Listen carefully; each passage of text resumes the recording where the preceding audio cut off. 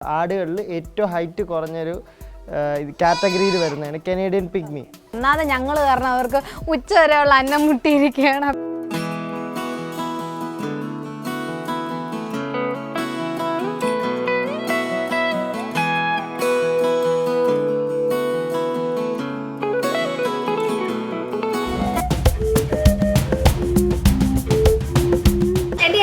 പ്രേക്ഷകർക്കും എക്സോട്ടിക് പെറ്റ്സിന്റെ ഏറ്റവും പുതിയ എപ്പിസോഡിലേക്ക് സ്വാഗതം. നമ്മൾ ഇന്ന് നിൽക്കുന്നത് ട്രിവാൻഡ്രം കൂട്ടൂർ എന്ന സ്ഥലത്താണ്. കുഞ്ഞു സ്ഥലം എന്ന് പറഞ്ഞു കഴിഞ്ഞാൽ ഭയങ്കര ഗ്രാമീണമായിട്ടുള്ള നല്ല സൈലൻ്റ് ആയിട്ടുള്ള നല്ലൊരു പ്ലേസ് ആണ്. നമുക്ക് ആ ഒരു സിറ്റിയുടെ ഒരു ഇതൊക്കെ വിട്ടിട്ടും നല്ലൊരു ഗ്രാമീണമായിട്ടുള്ള ഒരു അന്തരീക്ഷവും അതിൻ്റെ ബ്യൂട്ടിയൊക്കെ ഉള്ളൊരു സ്ഥലമാണ്. അപ്പോൾ നമ്മൾ നിൽക്കുന്നതെന്ന് പറഞ്ഞു കഴിഞ്ഞാൽ ജസീലിൻ്റെ ഫാമിൻ്റെ ഫ്രണ്ടിലായിട്ടാണ്. എനിക്കറിയാം നിങ്ങൾക്ക് ജസീലിനെ അറിയാമെന്ന്, എങ്കിൽ പോലും ഓർമ്മയില്ലെന്നുണ്ടെങ്കിൽ നമ്മൾ ബംഗാൾ ക്യാറ്റിനെ പരിചയപ്പെട്ടില്ലേ, അപ്പോൾ ആ ആൾ തന്നെയാണ്. അപ്പോൾ ജസീലിൻ്റെ ഫാമിൻ്റെ ഫ്രണ്ടിലായിട്ട് നിൽക്കുകയാണ്. അകത്തേക്ക് പോയിട്ട് ഫാമിലെ വിശേഷങ്ങളും ഒപ്പം നമ്മൾ ഇന്ന് പരിചയപ്പെടാൻ പോകുന്ന പെറ്റിനെ നമുക്ക് പരിചയപ്പെടാം. അപ്പോൾ അകത്തേക്ക്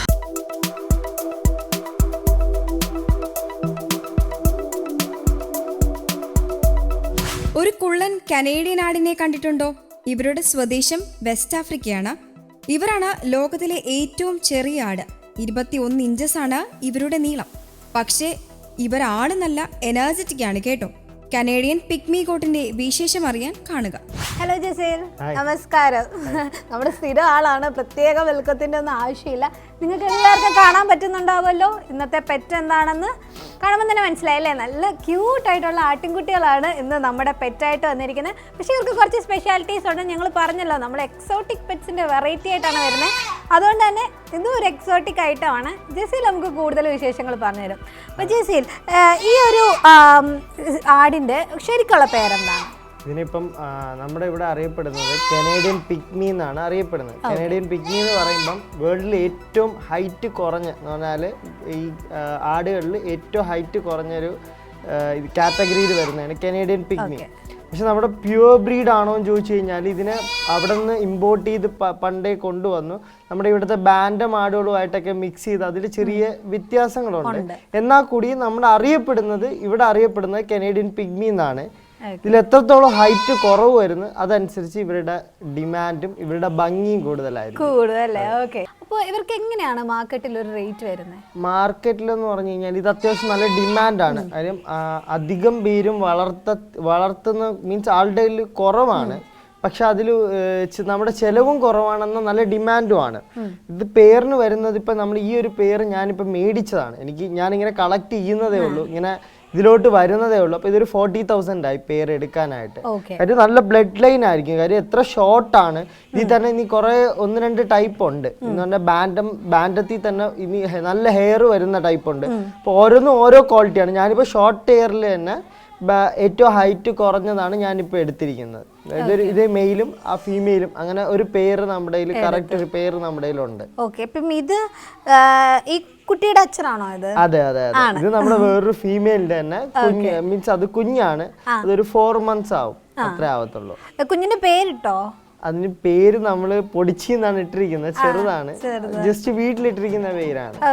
അപ്പൊ കെട്ടിയിടുവൊന്നും ചെയ്യില്ല? ഇല്ല, അതിനെ ഫുള്ളായിട്ട് ഓപ്പൺ ചെയ്ത് വിട്ടിരിക്കുക. കാരണം നമ്മളുമായിട്ട് നല്ല അറ്റാച്ച്മെന്റ് ഉള്ളതുകൊണ്ട് നമ്മൾ ഫുള്ളായിട്ട് ഒരു ഫാമാണ്. അപ്പൊ നമുക്ക് അവിടെ ഇവര് മീനിങ്ങൊക്കെ നടന്നോളും ഫുള്ളായിട്ട്. ഇവരെ ഉൾപ്പെടെ ഫുള്ളായിട്ട് ഓപ്പൺ ചെയ്താ ഇട്ടിരിക്കുന്നത്.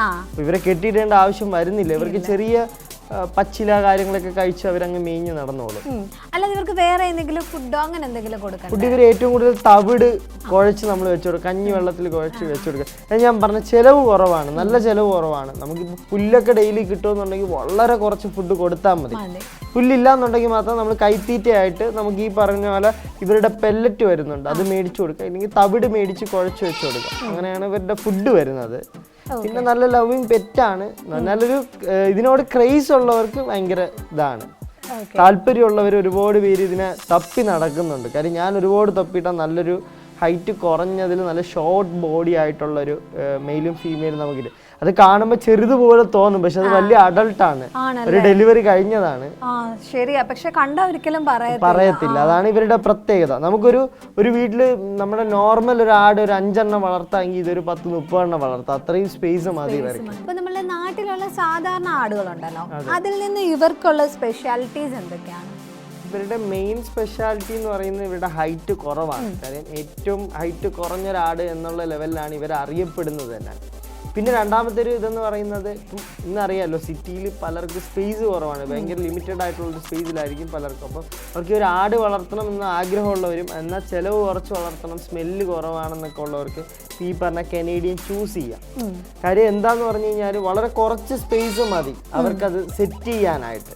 അപ്പോൾ അങ്ങനെ ഒരു പ്രത്യേകത ഒരു വലിയൊരു മെയിൻ ഫാക്റ്റാണ്. പിന്നെ അതിലുപരി ഇപ്പം ഈ പറഞ്ഞ പോലെ ഇവരുടെ എന്താ പറയുക കുഞ്ഞുങ്ങൾ വരിക പെട്ടെന്ന് നമുക്കതൊരു സന്തോഷമാണ്. ആട് വളർത്തുന്നവർ ഇതിനോട് താല്പര്യമുള്ളവർക്ക് അതൊരു സന്തോഷമാണ്. അപ്പം അതൊക്കെ തന്നെയാണ് ഇവരുടെ മെയിൻ പ്രത്യേകതയായിട്ട് വരുന്നത്. ഓക്കെ, ഇവർക്ക് കളർ വെറൈറ്റീസ് ഒക്കെ എത്രത്തോളം ഉണ്ട്? കളർ വെറൈറ്റീസ് എന്ന് പറയുന്നത് ഇപ്പം ഇത് ബ്ലാക്ക് ആൻഡ് വൈറ്റ് വരുന്ന പോലത്തെ ഒരു ടൈപ്പ് ഉണ്ട്, ഫുൾ ബ്ലാക്ക് വരുന്നുണ്ട്, ഫുൾ വൈറ്റ് വരുന്നുണ്ട്, ഒരു ബ്രൗൺ ബ്ലോണ്ട് ഷെയ്ഡ്. അതെ അതെ, ഇങ്ങനെ ഫുൾ വൈറ്റും ഫുൾ വൈറ്റിനെ ബാൻഡോ എന്നാണ് പറയുന്നത്. ഇത് ബാൻഡോ കാറ്റഗറിയിൽ ഇത് ബാൻഡോ സിങ്കും ക്രോസ് ആണ്, അതുകൊണ്ടാണ് ഇതിന്റെ ചെവി ഇങ്ങനെ ഇരിക്കുന്നത്. ഒപ്പം ഈ കളറും അതിന്റെ ബന്ധം ആ ഒരു ബ്രൗൺ ഷെയ്ഡ് വരുന്നതാണ്, വൈറ്റിൽ തന്നെയാണ്. അത് സിങ്ക് ക്രോസ് ആയതുകൊണ്ടാണ് ഇയറിങ്.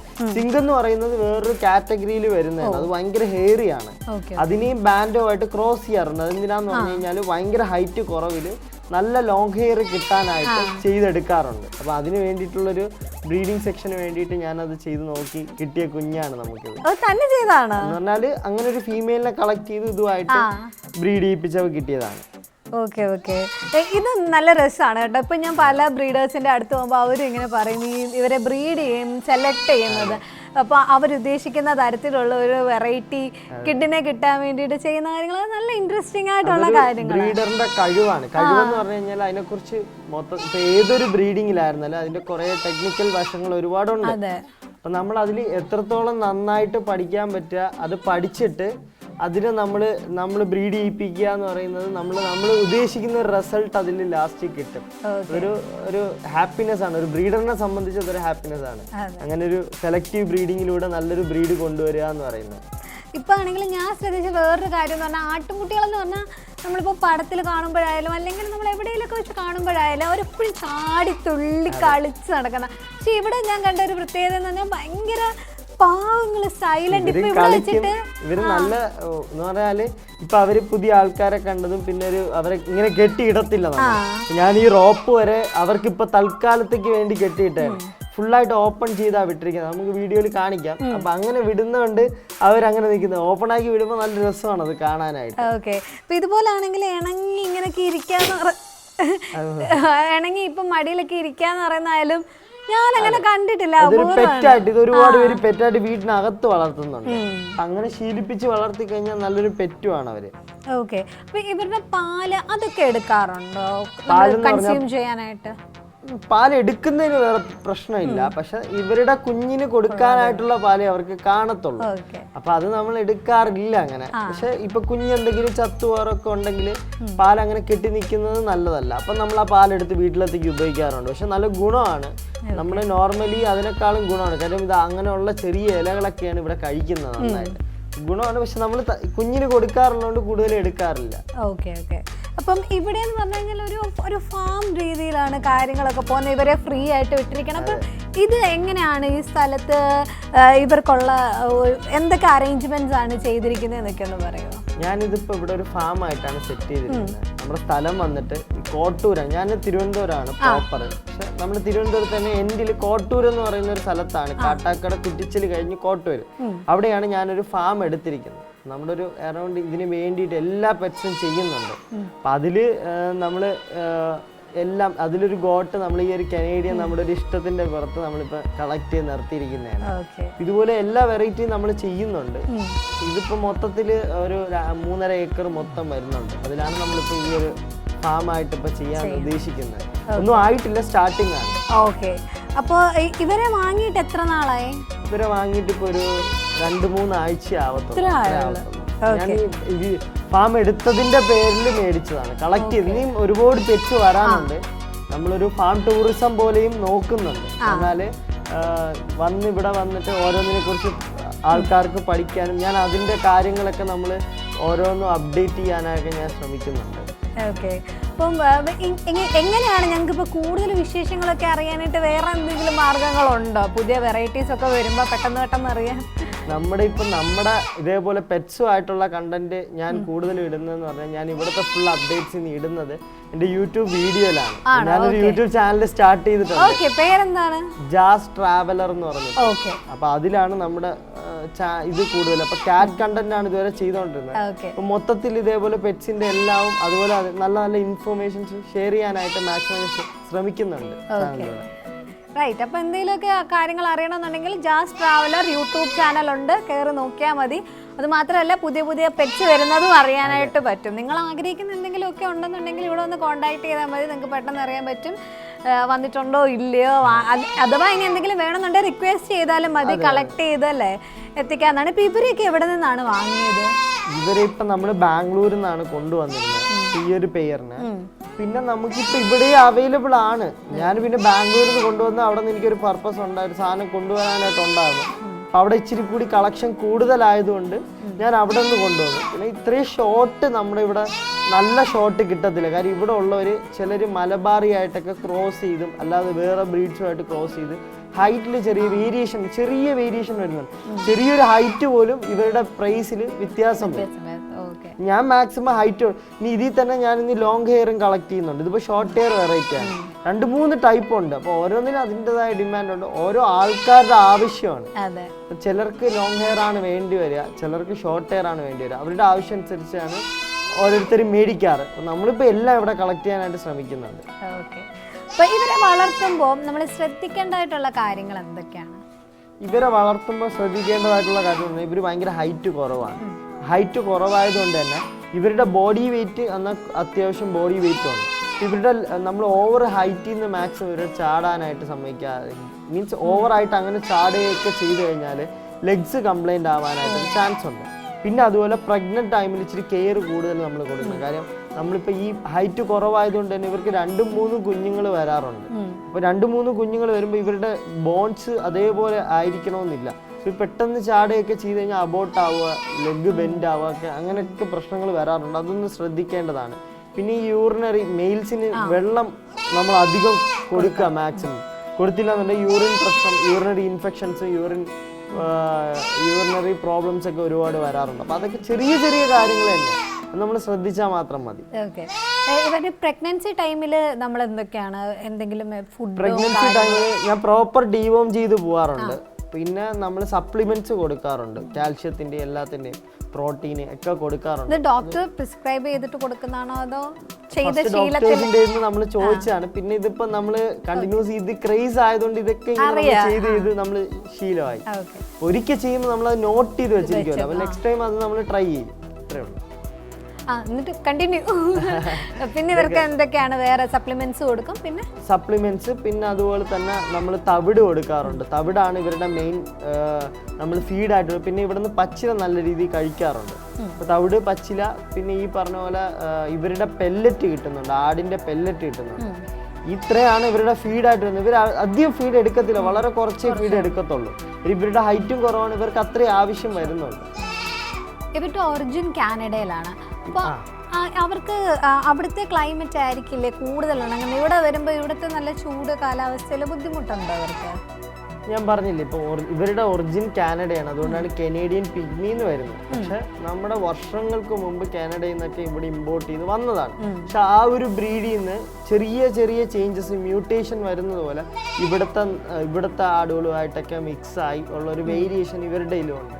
അപ്പം അതിൻ്റെതായിട്ടുള്ള മാറ്റം വരുന്നതിനനുസരിച്ച് അവരുടെ ഇമ്മ്യൂണിറ്റി ലെവലായിരുന്നാലും അവരുടെ കളറേഷനൊക്കെ മീൻസ് അവരുടെ മൊത്തത്തിൽ അവരുടെ ചേഞ്ച് വരും. അപ്പോൾ ഇവിടുത്തെ ക്ലൈമറ്റുമായിട്ട് അവർ റെസിസ്റ്റ് ചെയ്ത് വേറെ കുഴപ്പമില്ലാതെ തന്നെ നിന്നോളും. വേറെ പ്രശ്നങ്ങളൊന്നും ഇവർക്ക് വരത്തില്ല. ഇവിടുത്തെ അഡ്ജസ്റ്റ് ചെയ്തോളും അവർ. പിന്നെ ഇച്ചിരി കൂടി തണുപ്പുണ്ടെങ്കിൽ ഇവർക്ക് ബെറ്റർ ആണ്. ചൂടിനേക്കാളും തണുപ്പാണ് ഇവർക്ക് ബെറ്റർ. അത് ഇവരുടെ ഒരു ഹൈറ്റ് എത്രത്തോളം വരുമായിരിക്കും മാക്സിമം പോയിട്ടുണ്ടെങ്കിൽ? ഹൈറ്റ് എന്ന് പറഞ്ഞാൽ എത്രത്തോളം കുറയും, അതാണ് ഇവരുടെ മെയിൻ പ്രത്യേകത എന്ന് പറയുന്നത്. പക്ഷെ എനിക്കതിനെക്കുറിച്ച് പ്രോപ്പറായിട്ടൊരു ഐഡിയ ഇല്ല. ഇപ്പോൾ ഐഡിയ ഇല്ലാത്ത കാര്യം പറഞ്ഞിട്ട് കാര്യമില്ല. എന്നാലും എത്രത്തോളം കുറയും അത്രത്തോളം ഡിമാൻഡ് കൂടുതലാണെന്ന് മാത്രമേ അറിയത്തുള്ളൂ. ഇവരുടെ കൊമ്പോ അതിന്റെ അത് ഏജ് അനുസരിച്ച് ഇവർക്ക് ബാക്കിലോട്ട് വളർന്നുകൊണ്ടിരിക്കും. ഇവരുടെ പല്ലും കൊമ്പും വെച്ചിട്ടാണ് ഒരുവിധം നല്ല അറിയാന്നുള്ളവര് ഇതിന്റെ ഏജ് മനസ്സിലാക്കുന്നത്. ഇതിൽ പല്ലാണ് മെയിൻ ഇതായിട്ട് വരുന്നത്. അതും എനിക്ക് വലുതായിട്ട് അറിയത്തില്ല. ഞാൻ ചോദിക്കാൻ വരുവായിരുന്നു, എനിക്കൊന്ന് പറഞ്ഞുതരാം. ഓക്കെ, അപ്പൊ എങ്ങനെയാണ് അത് അറിയുന്നത്? അപ്പം ഫീമെയിൽസിനും അങ്ങനെ തന്നെയാണ്? ഫീമെയിൽസിനും അങ്ങനെ പല്ല് നോക്കി കണ്ടുപിടിക്കാറുണ്ട്. ഓക്കെ, അപ്പൊ ഇവരുടെ ലൈഫ് സ്പാൻ അത് എത്രത്തോളാണ്? ഇവരുടെ ലൈഫ് സ്പാൻ എന്ന് പറഞ്ഞാൽ 10-15 വർഷം വരെ ഇവർ ജീവിക്കാറുണ്ട്. പക്ഷെ 10-15 വർഷം ഭയങ്കര അപൂർവമാണ്. ഇപ്പൊ നമ്മുടെ ഇവിടെയൊക്കെ കണ്ടുവരുന്ന ഒരു 6 years ഒക്കെ തന്നെയാണ്. എന്ന് പറഞ്ഞാല് നമ്മൾ കൊടുക്കുന്ന ഫീഡും നാച്ചുറൽ ആയിട്ട് ഇവർ പുല്ലും കാര്യങ്ങളൊക്കെ കഴിച്ച് നന്നായിട്ട് ഓടിയൊക്കെ നടക്കുന്നതാണെന്നുണ്ടെങ്കിൽ ഇച്ചിരി കൂടി ലൈഫ് സ്പാൻ കൂടുതലായിരിക്കും. ഒരേ KG തന്നെ നമ്മൾ ഒരേ നിപ്പിൽ നിർത്തിയിരുന്നു കഴിഞ്ഞാൽ അവർക്ക് അതിനുള്ള കംപ്ലൈൻറ്റ്സ് വരും. അതാണ് ഈ മെയിൽസിനൊക്കെ പെട്ടെന്ന് കംപ്ലൈന്റ് വരുന്ന യൂറിനറി പ്രശ്നങ്ങളാണ് കൂടുതൽ വരുന്നത്. അപ്പൊ അങ്ങനെയുള്ളതാണ് കൂടുതൽ വരുന്നത്.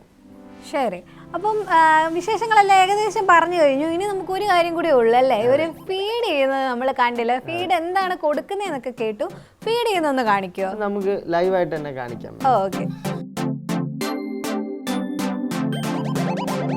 അപ്പൊ അതാ ഫുഡൊക്കെ റെഡി ആയിട്ട് ഇരിക്കുകയാണ്. നമുക്ക് കൊടുത്താലും എല്ലാവരും ആക്രാന്തം പിടിച്ചിരിക്കുകയാണ്. ഇതെന്തിന്റെ മിക്സ് ആണ്? ഇതിപ്പോ ഓൾറെഡി ഇവരുടെ തന്നെ പെല്ലറ്റ് വരുന്നുണ്ട്, ഗോഡ് പെല്ലറ്റ് എന്ന് പറഞ്ഞിട്ട്, ഗോദറേജിന്റെ. അതാണ് ഞാൻ ഇപ്പൊ കൊടുത്തോണ്ടിരിക്കുന്നത്. ഇവരുടെ സെറ്റ് ചെയ്തിരിക്കുന്നത് നമ്മളിപ്പോ വുഡിലാണ് സെറ്റ് ചെയ്തിരിക്കുന്നത്. അതും താഴെ നിന്നിട്ട് ഒരു 7 അടി ഹൈറ്റിലാണ് സെറ്റ് ചെയ്തിരിക്കുന്നത്. അപ്പൊ ഇവരുടെ വേസ്റ്റ് ഈ ചെറിയ ഗ്യാപ്പ് വഴി താഴോട്ട് പോയിക്കോളും. അപ്പൊ ഇവരെപ്പോഴും നീറ്റും ആയിരിക്കും, വേറെ അസുഖങ്ങളൊന്നും വരത്തുമില്ല. അങ്ങനെയാണ് ഇപ്പൊ സെറ്റ് ചെയ്തിരിക്കുന്നത്. സോ ഇതാണ് അവരുടെ ഫുഡിങ് സിസ്റ്റം എന്ന് പറയുന്നത്. ഇങ്ങനെ ഒരുമിച്ചാണോ? ഒരുമിച്ചാണ്. അവർക്ക് ചെറിയ ഫീഡ് മതി, ബാക്കി പുല്ലാണ് കഴിക്കാറ്, തുറന്നു വിടാറാണ് പതിവ്. എല്ലാവരും കൂടെ ഒരുമിച്ച് ഇങ്ങനെ തലയിടാൻ കിട്ടുന്ന ഗ്യാപ്പിലൊക്കെ വെച്ചിട്ട് തലയിട്ട് കഴിക്കാം. ഈ കുഞ്ഞിനൊക്കെ ചിലപ്പം കുറവായിരിക്കത്തില്ലേ ഫുഡ് കിട്ടാൻ ചാൻസ്? ഇല്ല, അത്യാവശ്യം കിട്ടാറുണ്ട്. പിന്നെ മേയാറുണ്ട്. അപ്പം മേയാന്ന് പറഞ്ഞാൽ പുറത്ത് പോയി അത് പുല്ല് കഴിക്കുന്നത്. അപ്പൊ അതിൽ നിന്നൊക്കെ ഇവര് കറക്റ്റ് ആയിട്ടുള്ള, ഇവർക്ക് വളരെ കുറച്ച് ഫീഡ് മതി, പിന്നെ കൊടുക്കുന്നതനുസരിച്ച് കുറച്ചെടുത്തോണ്ടിരിക്കും. ഇതിപ്പോ ഇവർക്ക് ഈ ടേസ്റ്റ് ഉള്ളതുകൊണ്ട് അങ്ങ് എടുക്കുന്നതാണ്. ഇത് കലക്കി കൊണ്ടുവന്ന മണം അടിച്ചപ്പോഴേ അല്ലേ? അതെ. പിന്നെ രണ്ടാമത്തെ കാര്യം രാവിലെ അങ്ങ് തുറന്നു വിടാറാണ് പതിവ്. വീഡിയോയുടെ ഭാഗമായിട്ട് ഇന്ന് തുറന്നു വിട്ടിട്ടുമില്ല. അതുകൊണ്ട് വിശപ്പും ഉണ്ട്. ഓക്കെ, അതാണ്ട് അവരിങ്ങനെ ഭക്ഷണമൊക്കെ കഴിച്ചുകൊണ്ടിരിക്കുകയാണ്. ഇതാണ് നമ്മുടെ കനേഡിയൻ പിഗ്മി ഗോഡ്സിന്റെ സ്പെഷ്യാലിറ്റീസും കാര്യങ്ങളും. ബാൻഡും കനേഡിയനും നിപ്പുണ്ട് മൊത്തത്തിൽ. ഓക്കെ, ബാൻഡും ഏതാണ്? ഈ വൈറ്റ് വരുന്നതിന് ബാൻഡം വരുന്നത്. ബാൻഡം, ഓക്കെ. അപ്പൊ അതാണ് ഇങ്ങനെ കളർ കോമ്പിനേഷൻ വരുന്നതാണ് വൈറ്റ് വരുന്ന ബാൻഡോ എന്ന് പറയുന്നത്. ഓക്കെ, ചെറിയൊരു ഒരു തവിട് കളറും കൂടെയും കയറും. ഉണ്ട്. ഓക്കെ, ഇതാണ് നമ്മുടെ ഗോട്ടിന്റെ വിശേഷങ്ങളൊക്കെ പറയാനായിട്ടുള്ളത്. അങ്ങനെ അവർ ഫുഡ് കഴിച്ചുകൊണ്ടിരിക്കുകയാണ്. അവരെ നമുക്ക് ശല്യപ്പെടുത്തുന്നുണ്ട്. ഒന്നാമത് ഞങ്ങൾ കാരണം അവർക്ക് ഉച്ച വരെയുള്ള അന്നം മുട്ടിയിരിക്കുകയാണ്. അപ്പോൾ ഇനിയെങ്കിലും അവർ കഴിച്ചോട്ടെ. അപ്പം ജെസിയിൽ ഞങ്ങൾക്ക് ഇത്രയും നേരം നല്ല വിശേഷങ്ങളൊക്കെ പറഞ്ഞു തന്നതിന് ഒരുപാട് താങ്ക്സ് ഉണ്ട്. അപ്പം നമുക്ക് മറ്റൊരു എപ്പിസോഡുമായിട്ട് വീണ്ടും കാണാം. അതെ, ബൈ.